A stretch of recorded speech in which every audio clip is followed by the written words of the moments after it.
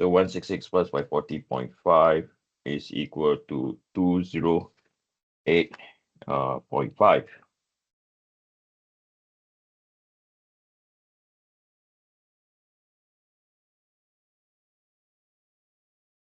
So the 2 over here is left and right webs.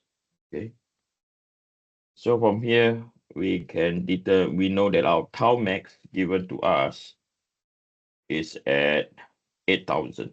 So 8 times 10 to the power 3. No, it's not 8. Was it 8? 3 times 10 to the power 3.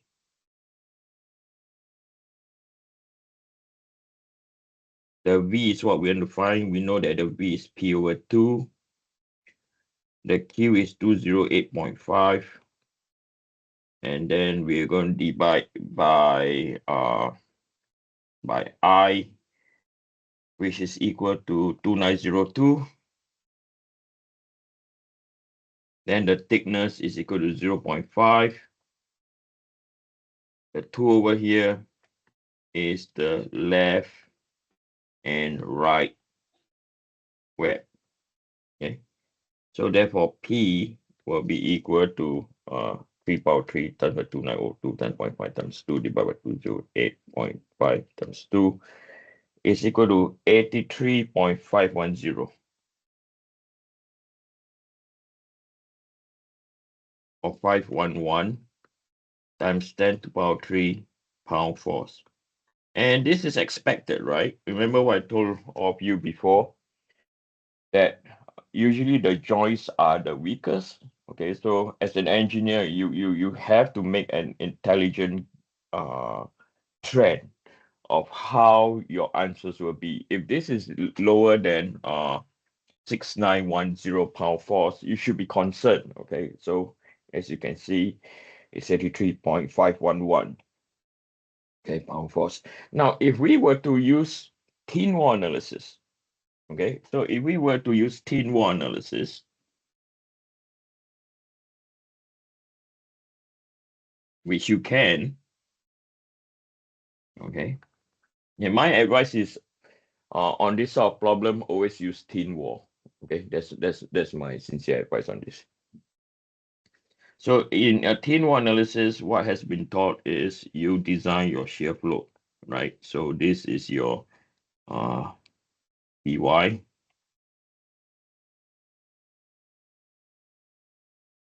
And your Q will flow this way. So what you realize that this is a what? What you realize that over here we have a box beam analysis, and it's going to be 2Q, right? The QZ will still be the same. You take the same entire area. Okay, so it still be the same 208.5 inches cubed. However, when you come to the next step, the formula or the format is still the same, right? You still get 208.5 divided by 2902 is still the same. Okay, you divide by the thickness of 0.5, and the 2 over here is not because of left and right. Okay, it's because of what? Box beam. Remember, from the terminal, the shear force once Q go to the other side, the other Q goes to the left, the other one goes to the right, and you will realize that P, right, the answer is still the same, 83.511 times 10 to the power 3 pound force. But the reason for the putting the 2 is different. This is because of 2Q. This is because of left and right web. Okay, so as I mentioned before, sometimes thin wall and non-thin wall, the answers can be the same. Okay, so my sincere advice is always use thin wall analysis. Okay, right. So anyone, any questions so far? Yeah, you can see that the answers are similar for this case. So the last form, let me look at the chat. Sometimes some of you might, oh, there's a, okay. So the last part is due to, so this is mode 2, and mode 2, the force is substantially higher. As you can see, it's so much higher now. Okay, it's at 83.511. So the wood can take a higher shear force, but the fastener will break already. Okay, so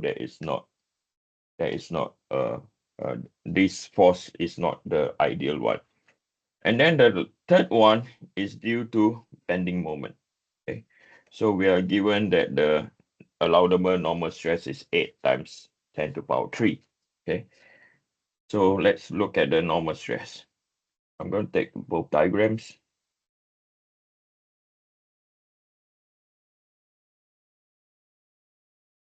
As I mentioned before, this is a real engineering problem. Okay, you look at different modes of failure.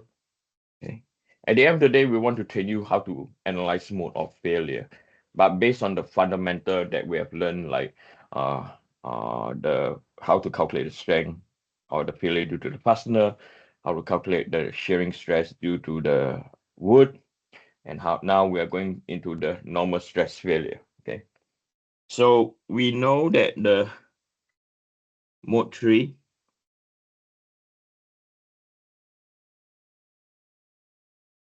I'm going to change color. So we are aware that on mode 3 is a failure or failure due to normal stress induced by bending moment.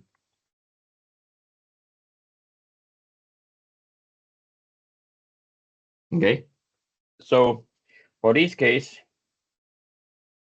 we have to, before we go on, we have to determine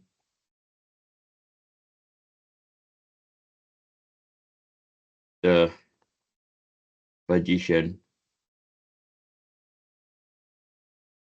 of where uh, uh, maximum bending moment will occur. Okay, so what we already know based on our free body diagram, we know that this at point A and at point B, this is our P/2, and this is our P/2. Okay, so now we are going to form the bending moment equation. Okay, or we are going to sketch the bending moment diagram. Okay, so we're going to write this out. Okay, so we have to convert everything to inches first. So 4 times 12, this is 48 inch, and also this is 4 times 12, this is 48 inches. Okay, so from here we can calculate our determine our bending moment diagram. Okay, so we are going to determine our bending moment equation.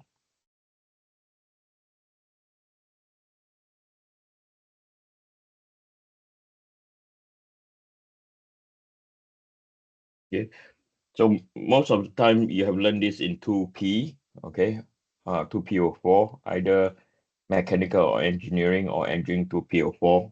We're going to form our limit, so 0, x, and it can go up to 48 inches. So where are we considering is our geometric datum is on the left-hand side now. And this is our value, x. So x is between 0, x to 48. And then we know that this is P/2. And on the left-hand side, this is our v as a function of x. which is coming down, and this is rotating anti-clockwise, m as a function of x. Okay, so now this direction that I'm going to highlight, I hope you recall, this direction that I'm highlighting is due to positive shear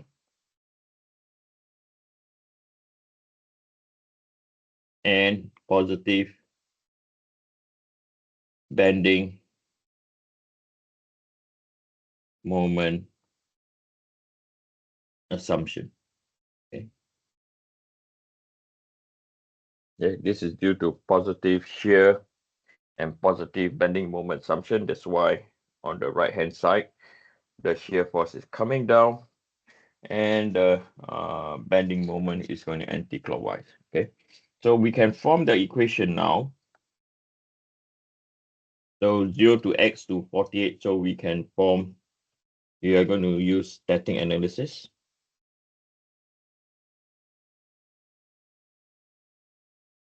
Right? So we can determine that dimension moment about z anywhere at point x is equal to 0. Okay. So what this means is we are taking moment at the dot that I just drew, or I will change the color of the dot. We are taking moment at the right dot. Okay, can you see the dot that is red in color? So from here, we take the moment. So we take the moment by doing P02. So we have P02 or Px. So the Px over 2 is going in clockwise direction minus Ex over 2, right? And then we have plus by m as a function of x, this is equal to 0. M as a function of x is equal to Px over 2. Okay, so that is our relationship of our shear force bending moment diagram. So how does that look like? Okay, so if I'm now going to sketch our bending moment diagram,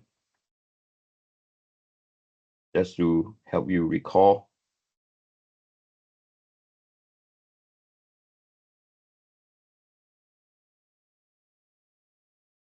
So we know there's positive bending and negative bending. Okay, so this is our x, this is our moment. Okay, this is our 0, and this is our 48 inches, and over here this is our 96 inches. Okay, so this is pound inch. So we know that when we're going to substitute x is equal to 48, right? Why we are going to do that? Because when x is equal to 0, we know that it's a 0, right? So substitute x is equal to Px over 2 into equation 1. So m as a function of m at 48 will equal to P multiplied by 48 divided by 2. So it's going to be 24P. Okay, so we know that at x is equal to right, at x is equal to, this is our 24P. So from here we know that m as a function of Px over 2, the gradient is positive, so it's going to be a straight line.